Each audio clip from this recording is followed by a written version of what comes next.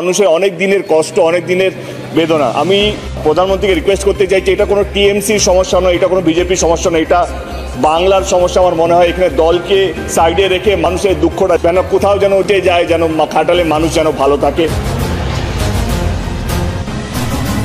এদিকে আবারও কোটা আন্দোলন নিয়ে কথা বললেন ওপার বাংলার সুপারস্টার দেব। বাংলাদেশ শিক্ষার্থীদের জন্য এবার ইন্ডিয়ান পার্লামেন্ট পুলিশের এমন নির্মম গুলি ও অত্যাচারের কথা তুলে ধরেন। আজ পুলিশটা গুলি করছে, টোকায়ের বাচ্চা টোকাই ওই ম্যাট্রিক পাস করছে, আজ ম্যাট্রিক পাস করে নাই, টোকায়ের বাচ্চা। আমি কিছু বুঝতেছি না, আপনারা সাধারণ জনগণ দেখতেছেন না, আপনাদের বিবেক নাই, আপনাদের বিবেক মরে গেছে। আমার ভাইয়ের রক্তে রাঙিয়ে গিয়েছে, আমার বোনের রক্তে রাঙিয়ে গিয়েছে। আপনারা দেখেছেন কিভাবে ছাত্রলীগেরা আমার বোনদের শরীরে অত্যাচার করেছে। তারা মোটা অঙ্কের টাকা দাবি করছে রিমান্ড মাফ করার জন্য, ছাড়িয়ে নেওয়ার জন্য।